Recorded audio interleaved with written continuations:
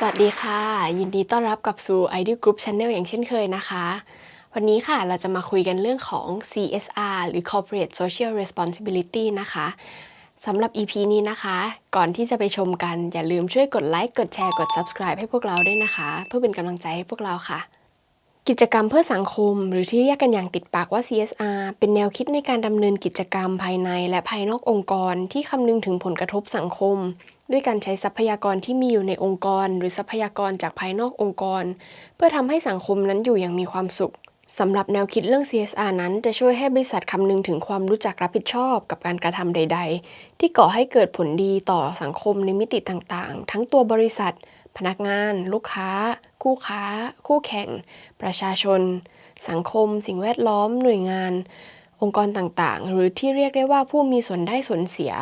ในทางปฏิบัติคำว่า CSR อาจเรียกได้ว่าความเป็นพลเมืองที่ดีที่ต้องคำนึงถึงผลกระทบในทุกๆด้านทั้งด้านสังคมเศรษฐกิจและสิ่งแวดล้อมค่ะหากบริษัทไหนเริ่มต้นที่จะนำแนวคิด CSR มาใช้ในการขับเคลื่อนธุรกิจก็จำเป็นต้องให้ความสำคัญกับการสร้างความน่าเชื่อถือให้กับบริษัทเองรวมไปถึงผู้มีส่วนได้ส่วนเสียทั้งหมดในการสร้างธุรกิจให้เติบโตก้าวหน้าพร้อมกับคืนกำไรต่างๆสู่ชุมชนและสังคมดังนั้น CSR จึงกลายเป็นกลยุทธ์สำคัญในการทำธุรกิจสำหรับองค์กรใหญ่ๆทุกบริษัทและกลายเป็นบรรทัดฐานในการดำเนินธุรกิจด้วยจริยธรรมต่อเพื่อนร่วมงานเพื่อนร่วมธุรกิจคู่แข่งและอุตสาหกรรมค่ะ CSR นั้นนะคะสามารถแบ่งออกได้เป็น 3 ประเภทด้วยกันก็คือ 1. กิจกรรมเพื่อสังคมหรือ CSR after process เป็นการดำเนินกิจกรรมขององค์กรที่แสวงหากำไรในธุรกิจต่างๆและนำเงินส่วนหนึ่งที่เป็นรายได้จากการสินค้าหรือบริการที่ไม่ได้อยู่ในกระบวนการผลิตการขายสินค้า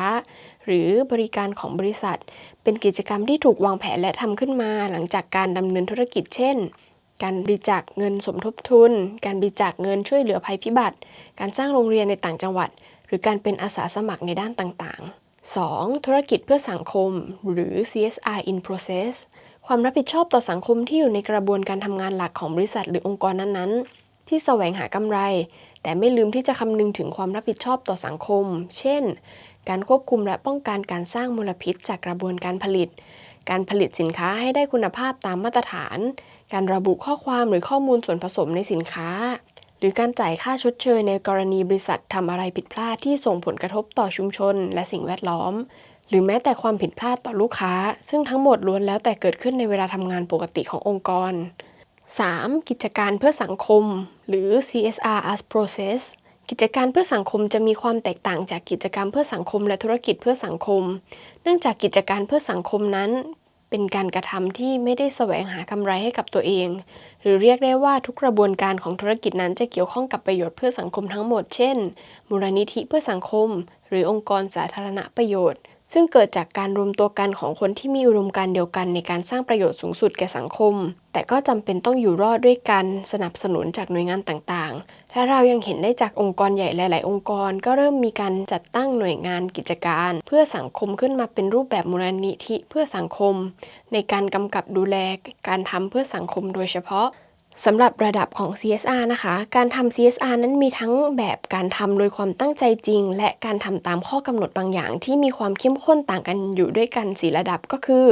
ระดับที่1นะคะหรือระดับพื้นฐานที่จำเป็นจะต้องทำตามกฎระเบียบหรือข้อกำหนดต่างๆโดยส่วนใหญ่เราจะเห็นได้จากองค์กรที่เป็นมหาชนที่จำเป็นจะต้องมีกิจกรรมเพื่อสังคมในรูปแบบต่างๆ 2. ระดับก้าวหน้าหรือกิจกรรมที่เกิดจากการสมัครใจของตัวองค์กรเองโดยที่ไม่ได้ถูกบังคับด้วยกฎระเบียบใดๆค่ะ3. องค์กรเป็นผู้ขับเคลื่อนหรือการที่องค์กรบริจาคเงินหรือทรัพยากรต่างๆเพื่อช่วยเหลือสังคมในด้านต่างๆรวมทั้งการใช้กำลังคนในองค์กรไปร่วมกิจกรรมต่างๆอาจเรียกได้ว่าเป็นการเสียสละทั้งกำลังทรัพย์และการลงแรง 4. นะคะพลังสังคมเป็นผู้ขับเคลื่อน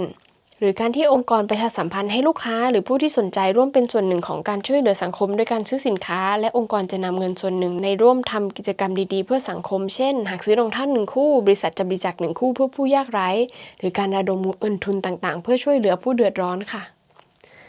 สำหรับข้อควรระวังในการทำ CSR นะคะการทำกิจกรรมเพื่อสังคมนั้นเป็นสิ่งที่ทำได้ไม่ยากและมีสิ่งจำเป็นที่จะต้องหลีกเลี่ยงเพื่อไม่ให้เกิดปัญหากับตัวองค์กรและคงไว้ซึ่งจรรยาบรรณในการทำธุรกิจ องค์กรควรหลีกเลี่ยงโดยไม่เข้าไปยุ่งเกี่ยวกับอะไรที่ไม่เกี่ยวข้องกับธุรกิจหลักขององค์กรหรือความถูกต้องในการทำธุรกิจและควรหลีกเลี่ยงจากการใช้ประโยชน์จาก CSR เพื่อประโยชน์ทางการตลาดค่ะเพื่อไม่ให้เกิดคำถามจากสังคมว่าเป็นการทำประโยชน์เพื่ออย่างอื่นหรือเป็นแค่การสร้างภาพลักษณ์ดังนั้นการวางแผนการทำกิจกรรม CSR ใดๆจำเป็นจะต้องคิดให้รอบคอบและรอบด้านถึงจะส่งผลดีต่อทุกๆฝ่ายโดยจะต้องส่งผลบางอย่างเพื่อเปลี่ยนแปลงโลกให้น่าอยู่ยิ่งขึ้นอย่างแท้จริงค่ะ